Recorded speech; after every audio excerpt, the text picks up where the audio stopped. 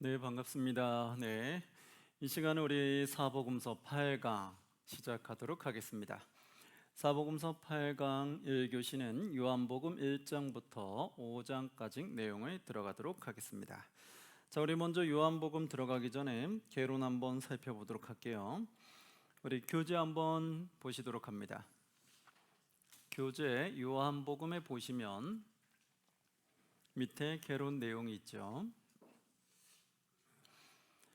자, 요한복음 한번 보시면 AD 90년 이후에 기록된 것으로 보고 있습니다. 그리고 예수님의 사랑하는 제자 요한이 기록한 것으로 되어 있고요. 어부 출신이지만 학자 출신 못지않게 지적 통찰력과 철학적 감각이 있다고 보고 있습니다. 그리고 복음서 가운데 가장 영적인 복음서라고도 합니다. 기록할 당시 공관 복음서들이 회람으로 돌아다녔던 때였기 때문에 가급적 공관 복음에 없는 내용을 기록하려고 노력한 것으로 보고 있고요. 90%가 공관 복음에서는 없는 내용이다. 자, 지난번에 한번 처음에 우리 들었을 거예요. 공관 복음서면 어떤 복음서죠? 마태, 마가, 누가를 말한다고 했죠.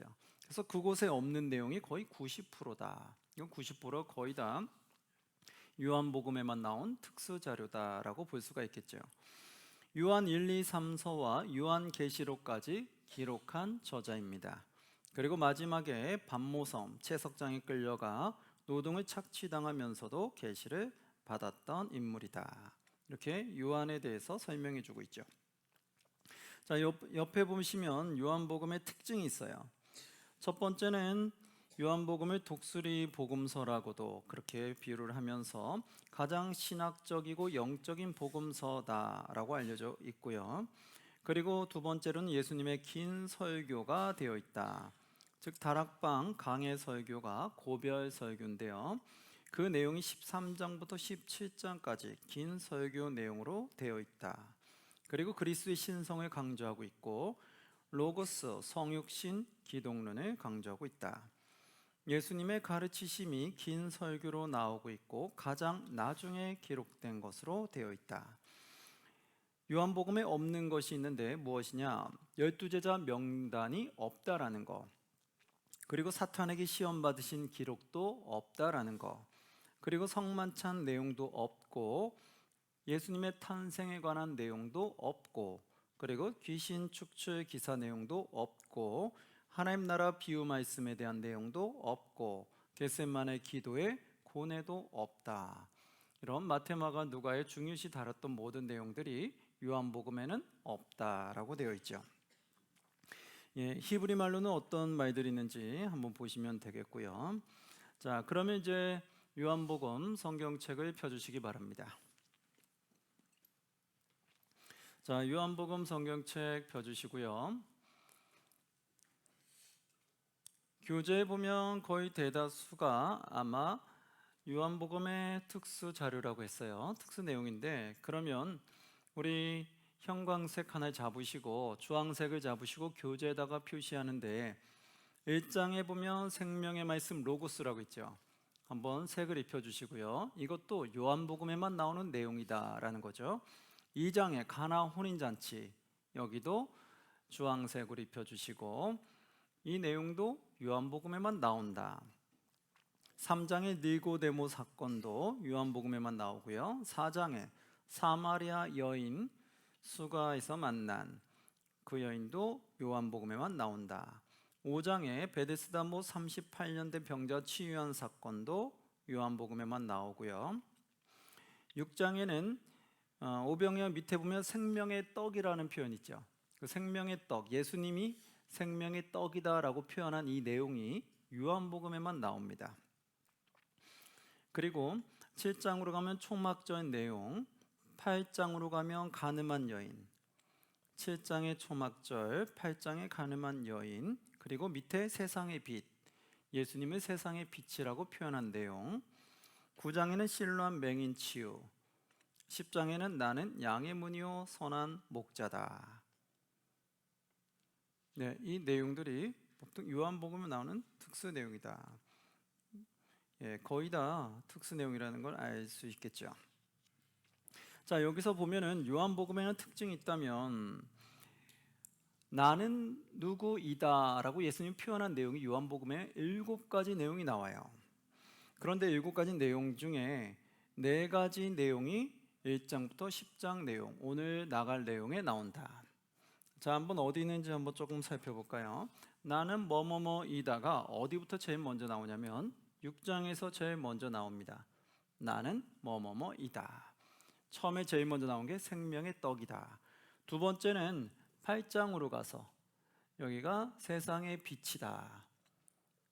첫 번째, 두 번째. 그리고 세 번째는 10장으로 갑니다. 10장으로 가서 나는 양의 문이다. 그 다음에 네 번째 또 표현하는 말씀이 있어요. 뭐냐면 나는 선한 목자다. 이렇게. 그래서 6장부터 8장, 10장으로 이렇게 이어져 가면서 나는 누구이다 라고 표현한 내용이 나온다라는 것을 아시면 되겠고요. 자, 한번 그러면 1장부터 내용을 한번 들어가 보도록 할게요. 자, 성경책 한번 펴주시면 요한복음 1장 한번 같이 봅니다. 1장의 생명 말씀 로고스가 어떤 내용이냐? 1장 1절에 보면 태초에 무엇이 계시니라? 말씀이 계시니라. 태초에 말씀이 계셨대요. 그럼 이 말씀이 누구냐라는 것이 여기서 중요한 점이에요. 태초에 말씀이 계셨는데 이 말씀이 누구와 함께 계셨어요? 하나님과 함께 계셨다. 그럼 하나님과 함께 계시면 이 말씀은 하나님이 아닌 또 다른 분이겠네요. 그러면 하나님과 함께 계셨으니 이 말씀은 곧 누구다? 하나님이시다. 하나님과 같이 계시는데 하나님이래요. 그러면 그 말한 하나님과 같은 분이라는 거예요? 다른 분이라는 거예요? 다른 분인데 하나님과 같은 속성을 가지고 있다는 거죠. 즉 여기서 말한 건 결국은 처음에 하나님과 함께 계셨다는 것은 성부 하나님과 함께 계시는데 이 성자 하나님이 나중에 하나님의 능력을 같이 가지고 있다는 걸 말하는 거예요. 이 말씀이 누구냐? 뒤로 가면 나오겠지만 말씀이 바로 예수 그리스도다라고 성경은 그렇게 기록하고 있어요. 자, 한번 보시면 여기에 태초에 말씀이 계신데 하나님과 함께 계시고 말씀은 곧 하나님이라는 거예요. 그런데 2절에 그가 태초에 하나님과 함께 계셨고 만물이 그로 말미암아 지은 바 되었으니 태초에 하나님과 계셨다는, 그러니까 성부 하나님과 성자 하나님은 처음부터 같이 계셨던 분이다라는 걸 말해주는 거죠. 그리고 만물이 그로 말미암아 지은 바 되었으니 지은 것이 하나도 그가 없이 된 것이 없느니라. 태초에 만물을 지을 때도 성부 하나님, 성자 하나님이 함께 일하셨구나라는 걸 알 수 있죠. 그래서 삼위일체 하나님은 처음부터 늘 함께 하셨다는 걸 알 수 있어요. 그런데 4절에 보니까 그 안에 생명이 있었으니 이 생명은 사람들의 무엇이다? 빛이라. 그 안에, 즉 그 말씀이라는 그분 안에 생명이 있는데 생명 사람들의 빛이다. 5절 빛이 어둠에 빛이 돼 어둠이 깨닫지 못하더라. 6절 하나님께로부터 보내심을 받은 사람이 있으니 그의 이름은 누구다? 요한이라. 여기서 요한은 누구를 말할까요? 바로 세례 요한을 말하게 되죠. 그의 요한이다. 7절 그가 증언하러 왔으니 곧 누구에 대해 증언해요? 빛에 대해 증언하려고 한다. 그럼 말씀은 곧 우리의 빛이 되시고 생명이 되시는데 세례 요한은 그 빛에 대해서 증언하기 위해서 선포하고 있다는 거예요. 그런데 쭉 보니까 12절에 이렇게 나옵니다. 영접하는 자, 곧 그 이름을 믿는 자들에게는 하나님의 무엇이 되는 권세? 자녀가 되는 권세를 주셨다. 그 빛으로 오신 분을 영접하는 자는, 그 이름을 믿는 자는 하나님의 자녀가 되는 권세를 줬다. 이렇게 나오죠. 그런데 13절에 이는 혈통으로나 육정으로나 사람의 뜻으로 나지 아니하고 오직 누구로부터 났다? 하나님께로부터 난 자들이니라. 14절 말씀이 육신이 되어 우리 가운데 거하심에, 그 말씀이 빛으로 오신 그 말씀이 육신이 되었다는 거예요. 육신이 되어 우리 가운데 거하심에 우리가 그의 영광을 보니 아버지의 독생자의 영광이요 은혜와 진리가 충만하더라. 아멘. 자, 그 영광을 보니 아버지의 무엇이래요? 독생자의 영광이다. 아버지의 독생자 누굴까요? 예수 그리스도, 바로 예수 그리스도를 표현했던 말들이었어요. 나중에 한번 쭉 읽어보시면서 다시 한번 정립을 해보시면 좋겠어요. 그러면서 17절, 18절에 이렇게 나와요. 율법은 모세로 말미암아 주어진 것이요 은혜와 진리는 누구로 말미암았다? 예수 그리스도로 말미암아 온 것이다.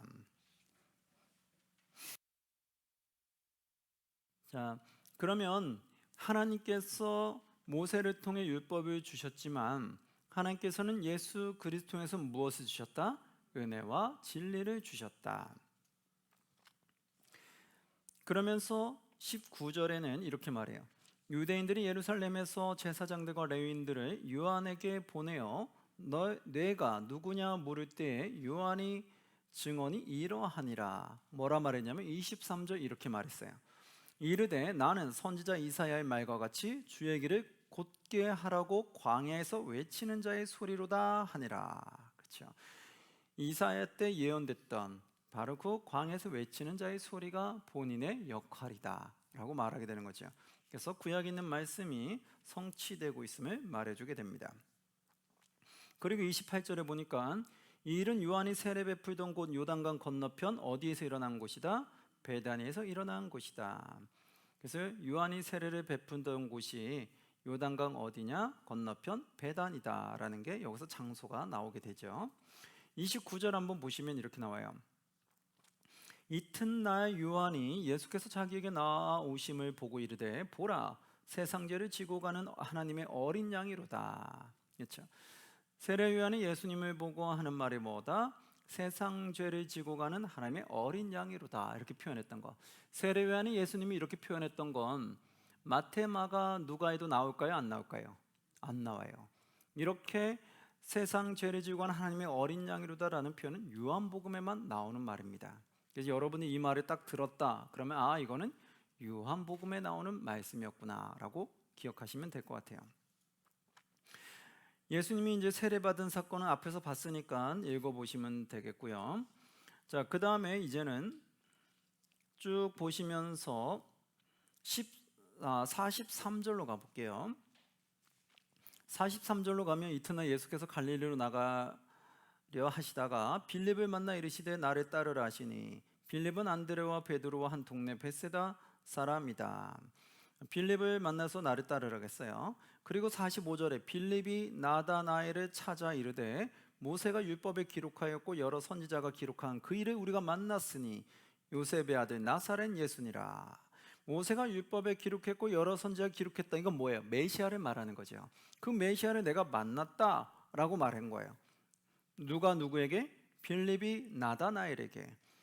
그랬는데 46절에 나다나엘이 뭐라고 말했냐면 나다나엘이 이르되 나사렛에서 무슨 선한 것이 날 수 있느냐. 빌립이 이르되 와서 보라 하니라. 나다나엘이 왜 나사렛에서 무슨 선한 것이 날 수 있느냐 이렇게 물은 이유가 뭘까요? 바로 구약 성경에 보고 선지자들이 보면은 어디에서 나온다고 했냐면 바로 유대 땅 베들레헴에서 메시아가 난다라고 말했거든요. 그런데 지금 예수님은 어디에 계셨냐면 갈릴리 나사렛에 있었던 거예요. 그러니까 그들이 예수님이 유대 땅 베들레헴에서 태어나서 갈릴리에 갔다는 걸 모르는 사람은 야 그게 말이 돼? 이런 거죠. 구약 성경에는 분명히 베들레헴에서 메시아가 난다고 했는데 이 예수는 갈릴리 사람인데 나사렛 사람인데 어떻게 그 사람이 메시아가 될 수 있어? 성경과 안 맞는 거 아니야? 이렇게 나온다는 거죠. 그래서 나다나엘이 이렇게 표현했다. 나사렛에서 무슨 선한 것이 날 수 있느냐? 이 표현이 왜 그런지를 여러분 이제 배경을 알면 아실 수 있어요.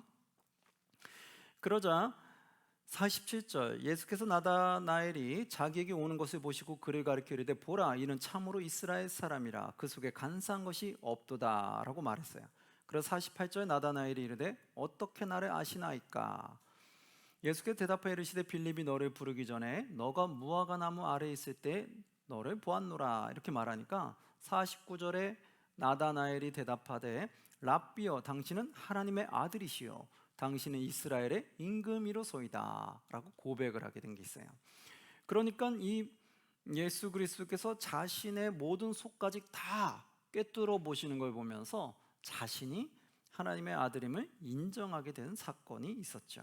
그 내용 한번 잘 읽어보시고요. 2장으로 갈게요. 2장에는 가나오인 잔치, 요한복음에만 나왔던 내용인데 어떤 내용인가? 1, 2절에 보시면 사흘째 되던 날 갈릴리 가나에 혼례가 있어 예수의 어머니도 거기 계시고 예수와 그 제자들도 혼례 청함을 받았더니, 청함을 받아 갔어요. 근데 사건이 발생되는 뭐냐? 3절, 포도주가 떨어진지라 예수의 어머니가 예수에게 이르되 저들에게 포도주가 없다 하니, 포도주가 떨어졌어요. 그래서 예수의 어머니가 예수께 부탁을 했어요. 그러니까 4절에 보니까 예수께서 뭐라고 말씀했냐면, 예수께서 이르시되 여자여 나와 무슨 상관이 있나이까? 내 때가 아직 이르지 아니하였나이다. 아직 내 때가 이르지 않았다. 근데 왜 이걸 나한테 묻느냐, 이런 거죠. 근데 그 어머니는 예수님의 그 능력을 아셨던 것 같아요. 그래서 예수께 부탁을 했어요. 그리고 나서 어떻게 했냐면 그 믿음대로 5절에 이렇게 말합니다. 그의 어머니가 하인들에게 이르되 너에게 무슨 말씀을 하시든지 그대로 뭐하라? 그대로 하라 하니라. 아멘. 바로 이게 믿음이죠. 너에게 무슨 말을 하든지 그대로 하라. 우리가 만약에 믿음이 없으면 어떻게 돼요? 내 생각에 이해가 안 되면 안 따르고 싶은 게 우리들의 생각이잖아요.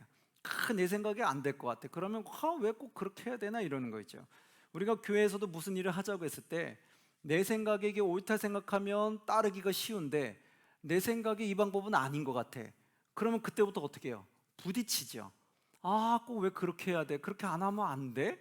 이런 경우 있잖아요. 바로 이런 것들이 내가 믿음이 약하고 내 생각과 주관이 강할 때 부딪힌다는 거예요.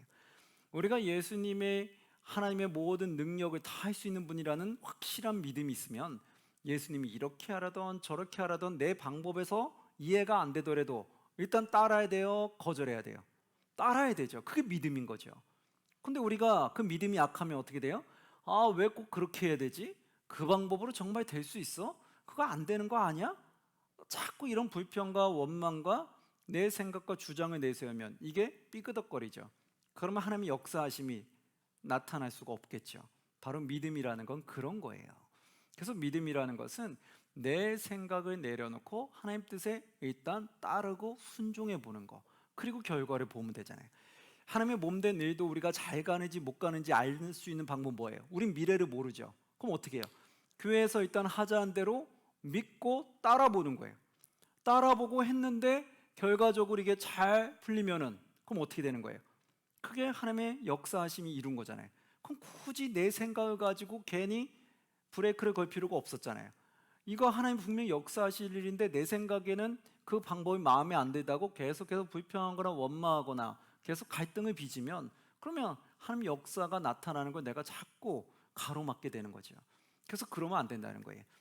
교회에서 보았을 때 하나님의 말씀에 어긋나는 게 아니라면, 즉 하나님의 진리에 어긋나는 게 아니라면 나와 생각의 차이라던가 방법의 차이는 언제든지 그거는 바꿀 수 있는 거예요. 왜요? 하나님이 역사하시면 내 방법으로만 역사하는 것이 아니라 또 다른 방법으로도 역사할 수 있잖아요. 그러니까 하나님 진리에만 어긋나는 길이 아니라면 일단은 따르는 게 가장 좋다는 거예요. 그래야지 하나님이 역사하셔서 여러 가지 상황을 펼쳐나가시는 거예요. 그럼 그걸 보면은 내가 내 생각과 다르다고 해서 반대하지 않기를 잘했구나 라는 생각이 든다는 거예요. 바로 여기서도 바로 그 말이죠. 여기서 예수님 뭘 너에게 시키던 너희 생각으로 이해가 안 된다고 해서 거절하거나 거부하지 말라는 거예요. 일단 무조건 따라라. 그래서 6절에 보니까 이렇게 나와요. 거기에 유대인의 정결 예식을 따라 두세 통 드는 돌 항아리 몇 개가 있었어요? 6이 놓였는지라. 7절, 예수께서 그들에게 이르시되 항아리에 물을 채우라 하신즉. 항아리에다가 지금 포도주가 없는데 항아리에다 무엇을 채우라고 해요? 물을 채우라고 해요. 채우라 하신즉 아기까지 채우라니. 그 다음에 8절에 이제는 떠서 어떡하라? 연회장에게 갖다 주라 하심에 갖다 주었더니. 자, 여기까지 보면 인간의 생각으로 이해가 돼요, 안 돼요? 전혀 안 되죠. 포도주가 떨어졌으면 포도주를 어딘가 찾아서 구해서 와서 뭔가 채워줘야지 우리가 포도주가 떨어져서 어떻게 할지 고민했는데 이 길을 방법을 찾아서 감사하구나 이렇게 생각을 할 텐데 포도주를 어디서 찾아서 구해주는 거는 아니고 오히려 그 항아리에다가 물만 채우라는 거예요. 그리고 무엇을 한 것도 없이 그냥 떠다가 주라는 거예요. 그럼 여러분 우리가 생각할 때는 이해가 안 되잖아요. 왜 꼭 그렇게 해야 되지? 이게 말이 돼? 어딘가 누군가를 좀 찾아서 거래처를 찾아서 뭔가 뚫어서 내가 할 수 없는 방법을 찾아서 그것을 좀 공수해 와야 될 텐데 뭔가 가져와야지 우리가 우와 대단하다 할 텐데 전혀 내가 생각하지 않는 방법을 요구하셨다는 거예요. 바로 여기서 우리가 나타나는 거예요. 내가 순종하고자 하는 마음이 있는 사람은 일단 내 생각을 내려놓고 순종해 본다. 그리고 결과를 보면 하나님의 역사를 경험할 수 있다. 근데 내가 일단 내 생각을 내려놓지 못하면 결국은 하나님의 인도하심과 부딪히게 될 거고, 인도하심과 부딪히게 되면 하나님의 역사하심이 나타날 수가 없게 되겠죠. 그러니까 나의 불신이 결국은 하나님의 영광을 드러내지 못하게 된다는 거예요. 그래서 우리 믿는 그리스도인들은 항상 그 훈련을 많이 하셔야 돼요. 무슨 훈련이냐? 내 생각을 내려놓고 교회의 뜻에 일단 순종하고 보자. 그리고 결과를 보자. 그럼 되잖아요. 순종하고 결과를 보면 알 수 있잖아요. 결과가 어떻게 가느냐를 보면 알 수 있잖아요. 그렇기 때문에 항상 일단은 순종하고 보자. 그리고 잘 가면 감사한 거고, 만약에 잘 안 간다면 그때 내 생각을 이야기해도 늦지 않다. 그건 진리와 관계 있는 것이 아니기 때문에, 그냥 방법 차이기 때문에 그것을 처음부터 부딪히면서 갈 필요가 없다라는 말씀이죠. 자, 여기서 결국 그들은 일단 순종하고 따랐어요. 그랬더니 놀라운 일이 생겼죠. 9절에 이렇게 나옵니다. 연회장은 물로 된 포도주를 맛보고도 어디서 났는지 알지 못하되 물떠온 하인들은 알더라. 그렇죠. 결국 물로 된 포도주를 맛보고 놀랬어요. 그래서 뭐라고 말했냐면 10절에 말하되 사람마다 먼저 좋은 포도주를 내고 취한 후에 낮은 것을 내거든 그대는 지금까지 좋은 포도주를 두었다가 하니라. 예. 그러니까 지금 예수님이 역사한 그 사건이 그 포도주 맛이 더 좋았다는 거죠. 그래서 놀라운 하나님의 역사가 나타났다. 11절 예수께서 첫 표적을 갈릴리 가나에서 행하여 그의 영광을 나타내심에 제자들이 그를 믿으니라. 아멘. 그때 첫 표적이 바로 이 가나 혼인잔치 포도주 사건이었다 나오죠. 그리고 이 사건을 통해 제자들이 결국 예수님을 믿게 됐다. 이 믿은 건 결국 무엇을 통해 믿게 된 거예요? 순종을 통해 믿은 거잖아요. 우리가 믿음이 더욱더 커지고 싶으면 무엇을 더 키우면 될까요? 순종을 더 키우시면 돼요.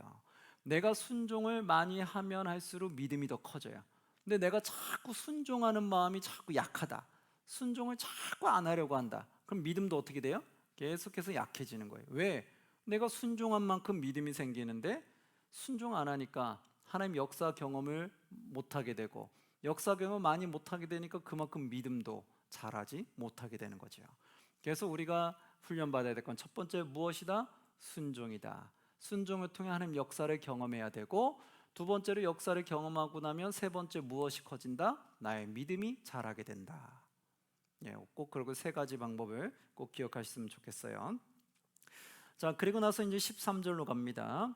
유대인의 유월절이 가까운지라 예수께서 예루살렘으로 올라가셨더니 성전 안에서 소와 양과 비둘기 파는 사람들과 돈 바꾸는 사람들이 앉아 있는 것을 보셨어요. 예수님 화가 났어요. 왜냐하면 성전에서는 하나님의 복음을 듣는 곳인데 여기서 매매 현장이 일어나기 때문에 화가 나셨어요. 15절 노끈으로 채찍을 만드사 양이나 소를 다 성전에서 내쫓으시고 돈 바꾸는 사람들의 돈을 쏟으시며 상을 엎으시고 16절 비둘기 파는 사람들에게 이르되 이것을 여기서 가져가라 내 아버지 집으로 장사하는 집을 만들지 말라 하시니 17절 제자들이 성경 말씀에 주의 전을 사모하는 열심히 나를 삼키리라 한 것을 기억하리라 이렇게 나오죠. 내 아버지 집을 뭐하는 곳으로 만들지 말라 장사하는 집을 만들지 말라 이렇게 나오죠. 그래서 여러분 하나님의 교회 성전은 우리가 장사하기 위해서 오는 것이 아니라는 거예요. 이해되죠? 그래서 이제 다른 교회도 좀 깨어 있는 교회는 웬만하면 교회 안에서는 이렇게 장사하는 행위는 조금 절제하려고 제재하려고 노력을 해요.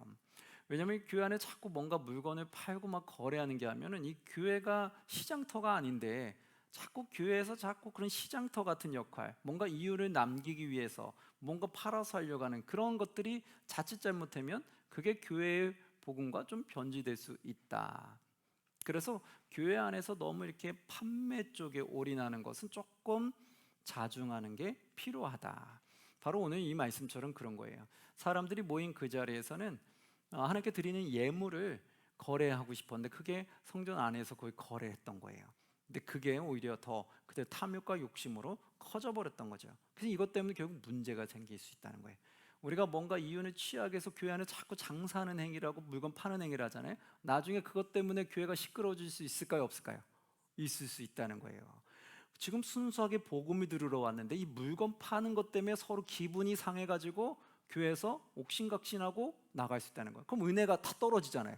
은혜 받으러 왔다가 물건 파는 것 때문에 은혜가 떨어져서 돌아갈 경우가 있죠. 여러분 좀 심각하게 좀 생각해 보셔야 돼요. 교회 안에서 판매하는 행위가 이것이 곧 옳은 것인가, 그리고 그것이 어디까지인가 한번 그걸 우리가 좀 고민을 해봐야 될 과정 중이고요. 그리고 어떤 경우는 이제 어떤 분들 교회 올 때 장사하고자 하는 목적으로 교회 오신 분들이 있어요. 그 자꾸 교회 와서 장사행위라는 거, 영업행위를 하시는 거예요. 그것도 조금 만류해야 되고 그것도 자중해야 될 거죠. 어떤 분은 교회 와가지고 교회에서 이것 좀 팔아달라, 저거 팔아달라, 교회 와가지고 성도들한테 계속 붙잡고 막 이것저것 팔아달라고 하는 경우 있어요. 그거 조금 자중해야 되겠죠. 그래서 교회 안에서는 장사하는 곳이 아니다. 그래서 그거를 꼭 좀 기억해 주시고요. 자, 그러면서 이제 3장으로 넘어갈게요. 3장에는 니고데모 만나는 사건인데 이 니고데모가 누구냐? 3장 1절에 이렇게 나옵니다. 그런데 바리새인 중에 니고데모라 하는 사람이 있으니 유대인의 지도자다. 유대인의 지도자 니고데모였구나. 그러면 유대인의 지도자이자 바리새인 중에 랍비였는데 그가 2절에 밤에 예수께 와서 이르되 랍비여 우리가 당신은 하나님께로부터 오신 선생인 줄을 아나이다. 본인도 바리새인 중에 유대인의 지도자이기 때문에 랍비라고 불렸는데 이 랍비 니고데모가 예수님을 랍비라고 불렀어요. 그 말은 뭐예요? 예수 그리스도도 선생 중에 한 분이다라고 그가 인정한 거예요. 좀 높이 그를 높여준 거지, 예수님을. 그래서 랍비여 우리가 당신은 하나님께로부터 오신 선생인 줄 아나이다. 하나님이 함께 하시지 아니하면 당신이 행하신 이 표적을 아무도 할 수 없음이니이다. 그러자 3절 예수께서 이렇게 대답했어요. 이르되 진실로 진실로 너에게 이르노니 사람이 거듭나지 아니하면 하나님의 나라를 볼 수 없느니라. 이렇게 나왔어요. 니고데모의 마음을 예수님이 보신 거예요. 니고데모의 마음에는 악한 마음이 있는 것이 아니라 어떻게 하면 하나님을 더 만날 수 있을까, 그런 마음으로 예수님이 찾아온 걸 아는 거예요. 그래서 예수님이 시험하기 위해서 온 것이 아니라 예수님에게 무언가 진리의 말씀을 듣고 싶어서 왔다라는 걸 아신 거예요. 그래서 진리의 말씀을 듣고자 온 그 지도자에게 뭐라고 말하냐면 거듭나지 아니하면 하나님 나라를 볼 수 없다 이래버린 거예요. 그러니까 이 니고데모가 조금 혼란에 빠지게 돼요. 이 거듭남이 대체 무엇인가? 4절에 그래서 이렇게 나오잖아요. 우리 4절 함께 읽어볼까요? 니고데모가 이르되 사람이 늙으면 어떻게 날 수 있사옵나이까? 두 번째 모태에 들어갔다가 날 수 있사옵나이까? 아멘. 자, 여기서 거듭난다는 건 새롭게 태어난다는 걸 말하는 거거든요. 그러니까 여기서 어떻게 혼동했냐면 영적인 걸 깨닫지 못했기 때문에 육적인 면에서 본 거예요. 아니 이르되 사람이 늙으면 어떻게 날 수 있사옵나이까? 두 번째 모태에 들어갔다가 날 수 있사옵나이까? 그런 거. 아니 우리가 어떻게 다시 또 태어날 수 있냐? 지금 내가 태어나서 나이가 들었는데 내가 어떻게 모태에 들어 다시 태어날 수 있냐? 어떻게 거듭나야지 하나님 나라 볼 수 있다는데 우리가 어떻게 다시 태어날 수 있냐? 그 말이었던 거죠. 그러자 5절에 예수님께서 영적인 말씀을 전하죠. 뭐라고 말해요? 우리 함께 봉독합니다. 예수께서 대답하시되 진실로 진실로 너에게 이르노니 사람이 물과 성령으로 나지 아니하면 하나님의 나라에 들어갈 수 없느니라. 아멘. 자, 예수님 말씀하신 건 육적인 것을 말한 게 아니에요. 뭐였어요?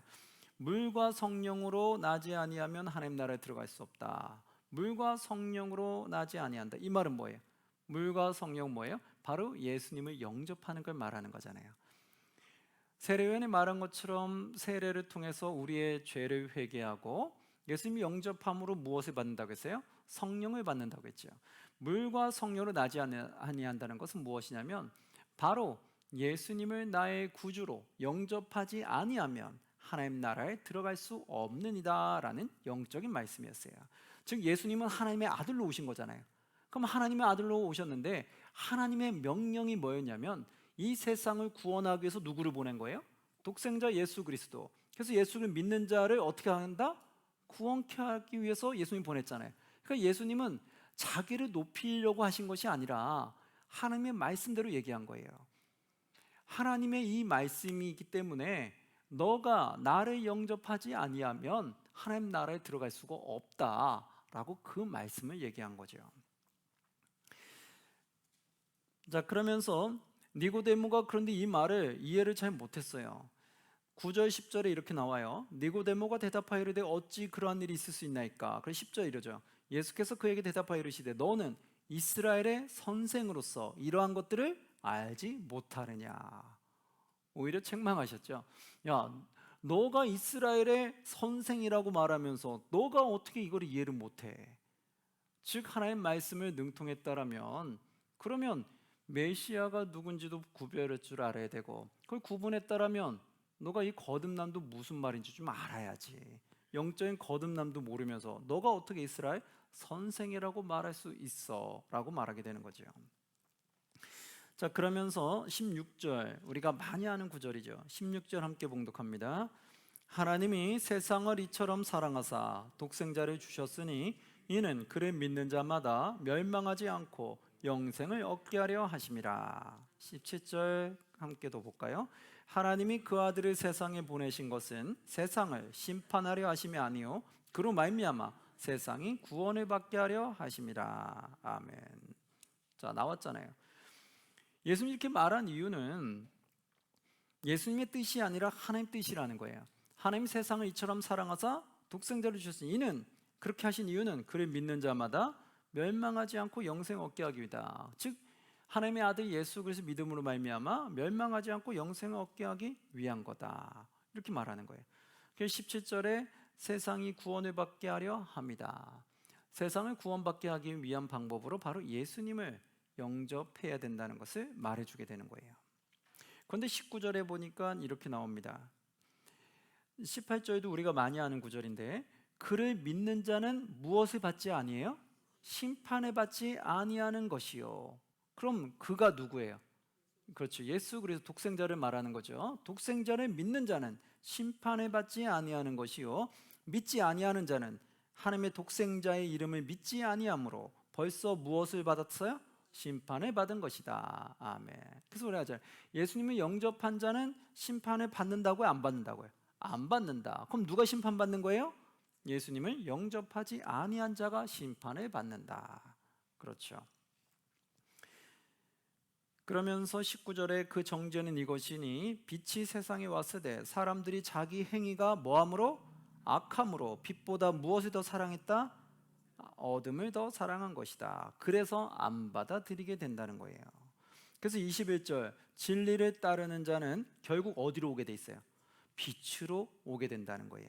이는 그 행위가 하나님 안에서 행한 것임을 나타내려 합니다. 자, 그러면 진리를 따르는 자는 빛으로 온다고 했는데 빛으로 오지 않는 자들은 자기의 행위가 악함으로 어둠을 사랑하기 때문에 빛으로 오지 않는다는 거예요. 그럼 여러분 어둠은 무엇을 말하는 거예요? 하나님 믿지 않는 자들의 삶, 또 다른 것은 나쁜 삶을 뜻한다고 말하죠. 그래서 결국은 악을 좋아하는 사람은 빛으로 올 수가 없다는 거예요. 즉 나쁜 행위를 많이 하는 사람 또는 자기를 주인으로 모시고 싶은 사람, 그런 사람은 빛으로 올 수가 없다는 거예요. 그럼 여러분 이제 알 수 있잖아요. 우리가 쉽게 알 수 있는 거는 일단은 빛으로 오지 않는 자는 두 가지가 있어요. 첫 번째, 자신을 주인으로 섬기고자 하는 사람. 두 번째, 악을 행하는 자. 그러면 자신을 주인으로 믿는 자들 중에는 자신을 위해서 선하게 사는 사람도 있고 또 악하게 사는 사람도 있죠. 자기가 누군가를 해치고 싶으면 해악을 끼칠 수도 있고 자기가 누군가에 선을 주고 싶으면 선을 끼칠 수도 있잖아요. 그러니까 자기가 주인된 삶 중에 선을 행할 수도 있고 악을 행할 수 있어요. 그러나 하나님부터는 떠난 자죠. 어둠에 있는 자죠. 그런데 그 중에 아까 말한 것처럼 악을 행하는 자, 나쁜 행위를 하는 자를 예를 들었을 때 나쁜 행위를 행하는 자는 일단 그러면 하나님께 속한 거예요? 세상에 속한 거예요? 그렇죠. 일단 세상에 속한 걸 알 수 있죠. 일단 나쁜 행위를 하는 사람, 사람들에게 해악을 끼치는 사람들은 그들은 빛에 거하지 않는다는 걸 쉽게 알 수 있어요. 이해되시겠어요? 그래서 하나님 믿는 사람들은요, 나쁜 행위를 할 수가 없다니까요. 하나님을 믿는다 하면서 교회 다닌다고 하면서 나쁜 행위를 행한다. 그럼 그 사람은 빛에 거한 거예요? 어둠에 거한 거예요? 어둠에 거한다는 걸 쉽게 알 수 있는 거예요. 근데 우리가 쉽게 알 수 없는 것 중에 하나는 뭐냐? 착한 행위를 할 때, 세상에서 사람들한테 선행을 베풀 때 이 사람은 정말 빛에 있는 거냐 어둠에 있는 거냐 그걸 구분하려면 착한 행위를 하는 사람이 하나님을 주인으로 믿고 있느냐 안 믿고 있느냐 그것만 이제 알면 되는 거죠. 그래서 사람들이 보통 착한 행위를 하면 일반 세상 사람들이 이걸 제일 먼저 물어요. 착한 행위를 해주면 혹시 교회 다니세요? 이거 제일 많이 물어봐요. 여러분 혹시 들어보셨어요? 여러분 그게 왜 그러냐면 세상 사람들도 교회 다니는 사람들은 착하게 살아야 된다는 걸 인식하고 있었던 거예요.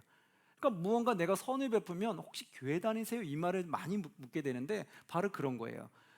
그래서 우리도 알 수 있는 것이 선을 베푸는 사람 중에서는 그 사람이 하나님을 믿고 있다면 그 사람 빛에 거한 삶이고 그 사람이 선을 행하고 있는데 하나님을 믿지 않는 사람이다. 그럼 어디에 거하는 사람이에요? 마음은 아프지만 어둠에 거하는 사람이죠. 그래서 그런 사람은 우리가 빨리 구원해 주려고 노력을 해야 돼요. 예. 선을 행하는 사람들은 하나님을 믿기만 하면 선한 영향력을 많이 드러낼 수 있거든요.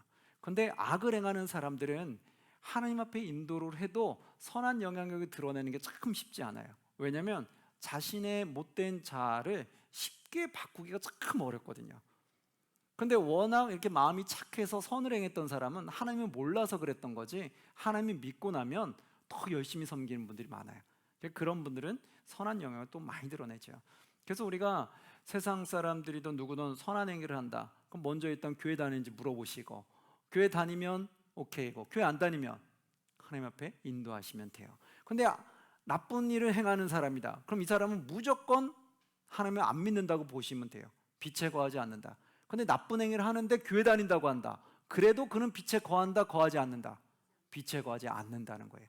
빛에 거한다는 건 내 육신이 육체가 교회에 있다고만 해서 빛에 거하는 게 아니라고요. 빛에 거하는 건 겉사람일까요? 속사람일까요?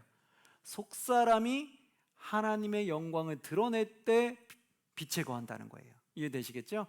그러니까 나쁜 행위를 막 악한 행위를 하시는 분들이 교회 다닌다? 그래서 빛에 거한다고 생각 안 하시면 돼요. 아, 안타깝다 이러시면 돼요.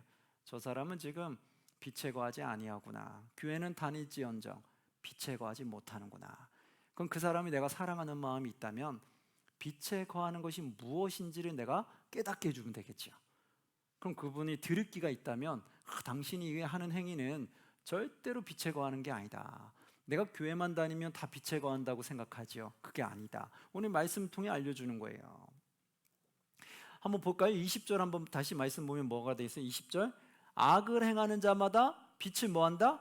미워하여 빛으로 오지 아니하나니. 그렇죠? 악을 행하는 자마다 빛이면 빛으로 오지 아니한다니까요. 그러니까 교회 다닌다고 하면서 악을 행하고 있는 자는 빛으로 온 거예요? 안 온 거예요? 안 온 거라는 거예요.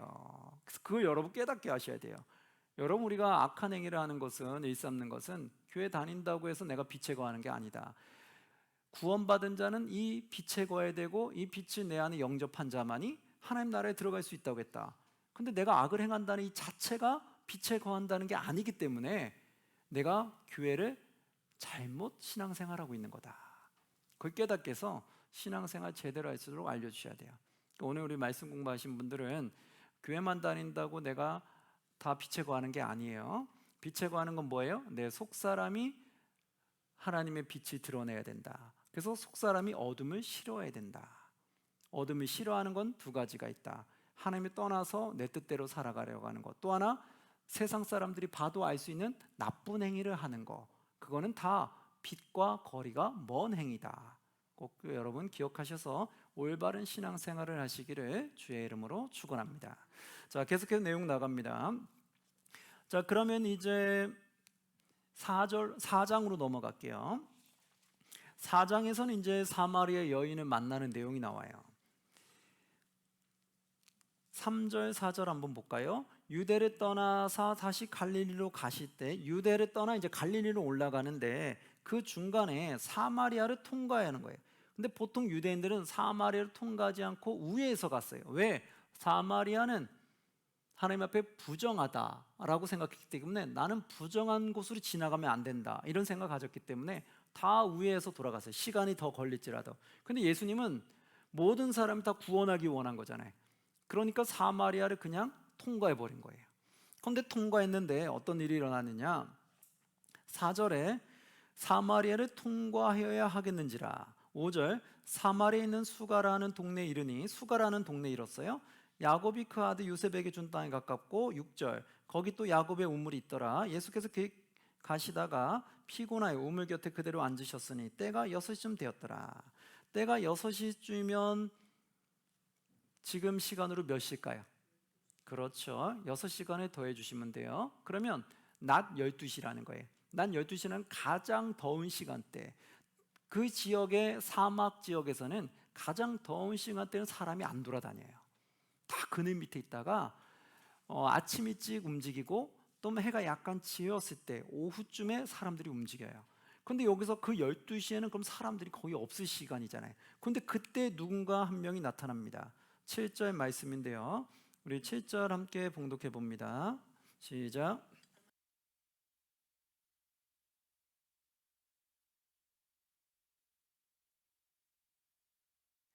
네.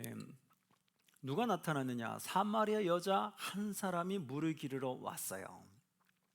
그러자 예수께서 물을 좀 달라고 하셨는데, 여자 한 사람이 물을 기르러 왔다. 아니야, 다 안 움직이는 그 시간에 온 이유는 뭘까요? 사연이 있던 거예요.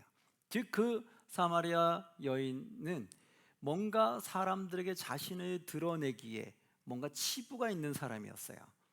그리고 그만큼 누군가 손가락질을 받을 만한 그러한 삶을 살고 있던 사람이에요. 그래서 사람들이 없는 그 시간대에 물을 기르러 온 거예요. 얼마나 참 고통스럽겠어요. 근데 본인은 사람들 눈에 띄면은 또 비난을 받으니까 아무리 날씨가 덥고 힘들더라도 자신은 사람들을 피해서 온 시간이 그 시간대였던 거예요. 근데 그때 예수님을 만난 거예요. 그 예수님 물을 달라고 하니까 9절에 그 여인이 이렇게 말합니다. 사마리아 여자가 이르되 당신은 유대인으로서 어찌하여 사마리아 여자인 나에게 물을 달라 하시나이까? 이렇게 했던 이유는 뭐예요? 이는 유대인이 사마리아인과 뭐하지 아니했다? 상종하지 아니함이로라. 이제 됐죠. 유대인들은 사마리아인들을 부정하게 했기 때문에 그들과 상종하지 아니했거든요. 그러니까 사마리아 여인이 예수님 보고 신기했던 거예요. 아니 대다수는 우리 사마리아 사람 보고 말도 안 붙이고 땅도 안 밟겠다고 우회하면서 가는데 어떻게 유대인인 사람이 사마리아 땅에 들어왔으며 또 사마리아 여인에게 말을 걸었다. 부정하다 생각하는 사람이 말을 걸었으니 그는 이해하기가 어려웠던 거죠. 그래서 어떻게 당신이 나에게 말을 겁니까? 라고 말했던 거죠. 그러자 예수님께서 그를 사랑하시는 마음에 10절 이렇게 말합니다. 예수께서 대답하여 이르시되 너가 만일 하나님의 선물과 또 내게 물 좀 달라는 이가 누구인 줄 알았더라면 너가 그에게 구하였을 것이요 그가 생수를 너에게 주었으리라. 이렇게 말하죠. 여기서 말하는 생수는 뭘까요? 영원한 생명을 말하는 거예요. 14절 보니까 이렇게 나오잖아요. 내가 주는 물을 마시는 자는 영원히 목마르지 아니하리니 내가 주는 물은 그 속에서 뭐하도록? 영생하도록 솟아난 샘물이 되리라. 영생수를 주신다는 거예요. 영원한 생명을 주신다. 바로 그것을 그에게 말하게 되고, 이 여인이 어떤 아픈 사연이 있는지는 그 뒤에 내용을 읽어보시면 나올 거고요. 마지막 때 예수님께서 이 여인에게 이렇게 말합니다. 24절 25절 볼게요. 하나님은 영이시니 예배하는 자가 무엇으로? 영과 진리로 예배할지니라. 이걸 깨닫게 해줘요. 그리고 25절 여자가 이르되 메시아 곧 그리스도라 하는 이가 오실 줄이 내가 아노니. 이도 그건 들어서 안다는 거예요. 메시아 곧 그리스도가 오실 것 나도 아는데 그가 오시면 모든 것을 우리에게 알려주시리다. 그가 오면 지금 당신이 나에게 한 말이 맞는지 안 맞는지 그 메시아가 통해서 알게 될 겁니다 라고 본인이 얘기한 거예요. 그러니까 아직 이 여인은 예수님이 메시아라는 걸 몰랐던 거죠. 예수님이 이렇게 말해준 거에 대해서 본인이 결정할 수가 없었던 거예요. 구약 성경이 메시아가 오면 당신이 말한 이 말이 맞는지 안 맞는지 분별해 줄 겁니다, 이 말이었어요. 그러자 26절 뭐라고 했냐, 함께 봉독합니다. 26절, 예수께서 이르시되 너에게 말하는 내가 그라 하니라. 그렇죠? 너에게 말하는 내가 누구다? 그라. 너가 기다렸던 메시아다.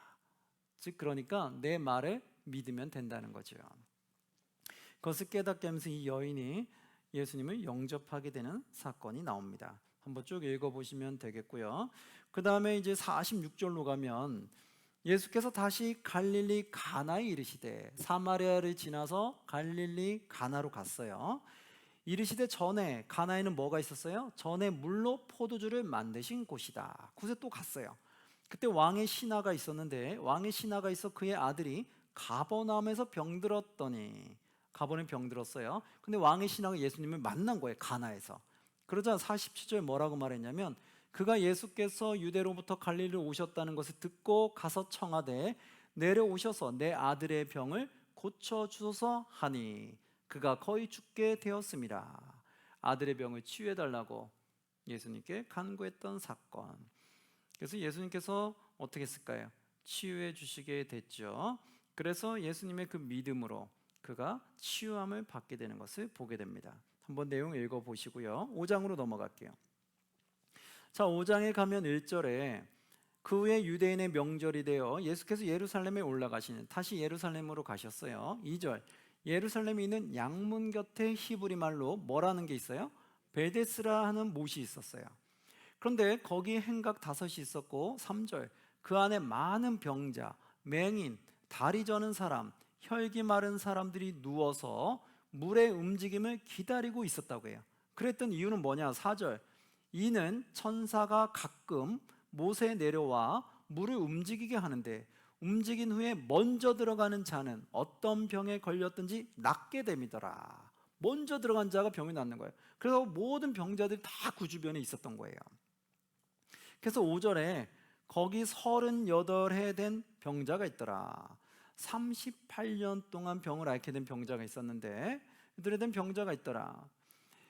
예수께서 그 누운 것을 보시고 병이 벌써 오래된 줄 아시고 이르시되 너가 낫고자 하느냐. 그러자 뭐라고 말해요? 병자가 대답하여 주여, 물이 움직일 때 나를 못에 넣어주는 사람이 없어서 내가 가는 동안에 다른 사람이 먼저 내려가나이다. 내가 먼저 갈 수가 없다는 거예요. 자신의 병 때문에 빨리 이동할 수가 없다는 거죠. 그러자 8절, 예수께서 이르시되 일어나 너의 자리를 들고 걸어가라 하시니 그 사람이 곧 나아서 자리를 들고 걸어가니라. 아멘. 바로 예수님은 하나님의 아들이기 때문에 굳이 이 못에 들어갈 이유가 없었던 거예요. 그래서 예수님이 바로 그를 그 자리에서 치유해 줬던 사건이 나타났던 거예요. 이 사건이 언제 일어난지 아세요? 10절에 보니까 이 날이 언제래요? 안식일이다. 이 날이 안식일이니 유대인들이 병 나은 사람에게 이르되 안식일인데 너가 자리를 들고 가는 것이 옳지 아니하다. 안식일에 병치유 받았어요. 그러면 그 뒤에 또 시끄러운 사건이 일어날까요? 안 일어날까요? 당연히 일어나겠죠. 어떤 일이 일어나는지 한번 읽어보시면 될 것 같아요. 넘어갑니다. 자, 이제 22절 말씀해 보면 예수님이 하신 말씀을 우리가 조금 정확하게 이제 신앙의 정립을 해야 될 말씀들을 해주시는데, 22절 뭐라고 말씀하냐? 함께 봉독합니다. 아버지께서 아무도 심판하지 아니하시고 심판을 다 아들에게 맡기셨으니. 아멘. 자, 이제 예수님을 이 땅에 보낸 이후에는 아버지께서 이제 아무도 심판하지 아니하시고 심판을 누구에게 맡겼어요? 아들에게 맡겼다. 이제 심판의 권한이 예수 그리스도에게 넘어간 거예요.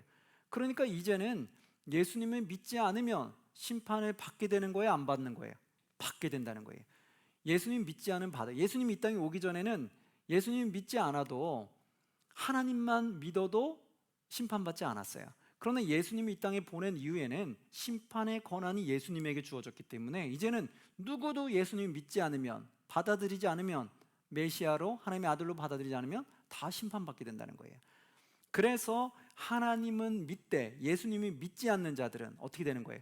다 심판을 받는 거예요. 지금에도 유대인들 있잖아요. 유대인 중에 유대교라고 있어요.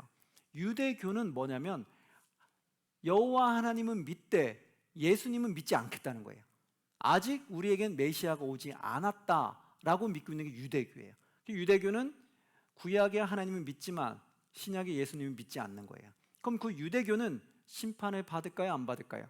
그렇죠. 오늘 이 말씀을 기반으로 하면 하나님은 주인으로 믿고 있다고 하지만 예수님을 나의 구주, 나의 메시아로 받아들이지 않으면 그들은 결국 심판을 받는다는 거예요. 왜? 예수님이 오신 이후에 그 심판의 권한이 누구한테 갔기 때문에? 예수 그리스도에 갔기 때문에.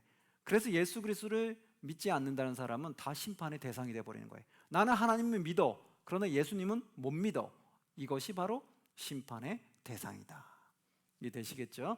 우리는 예수님을 꼭 믿어야 되는 거예요. 예수님이 왜 믿어야 되느냐 한번 보시면 이렇게 나오잖아요. 24절에 보면 이렇게 나오죠. 내가 진실로 진실로 너에게 이르노니 내 말을 듣고 또 나를 보내신 이를 믿는 자는 영생을 얻었고 심판에 이르지 아니하리니 사망에서 생명으로 옮겨졌다. 그렇죠. 내 말을 듣고 또 나를 보내신 이 믿는 자, 즉 하나님이 예수님 보냈다는 걸 믿어야 되는 거죠. 그래서 예수님을 영접함으로 말미암아 그 하나님까지 인정하는 자, 그에게 영생을 얻게 된다. 그래서 29절에 이렇게 나오잖아요. 29절 함께 봉독합니다. 선한 일을 행한 자는 생명의 부활로, 악한 일을 행한 자는 심판의 부활로 나오리라. 아멘. 그렇죠? 우리가 육신이 죽으면 죽음으로 끝이 아닌 거예요. 죽은 이후에 무엇이 있어요? 우리에게 영원한 생명의 부활이 있어요. 그런데 그 영원한 생명의 부활이 있는데 선한 일을 행한 자는 생명의 부활로 다시 태어난다는 거예요.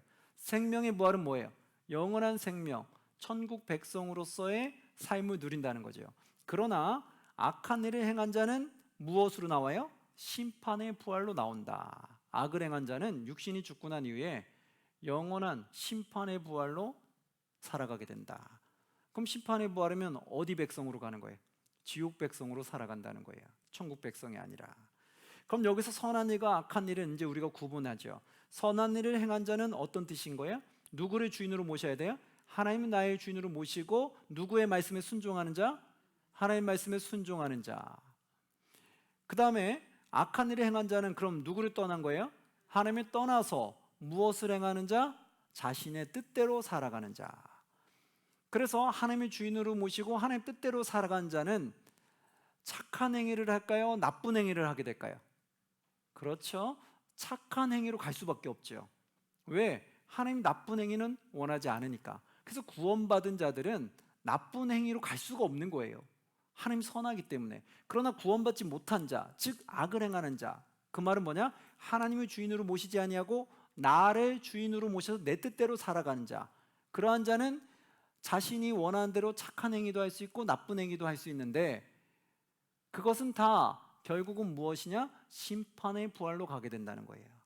첫 번째 본질이 뭐예요? 하나님을 떠났다는 그것이 죄악이기 때문에 심판의 부활로 간다.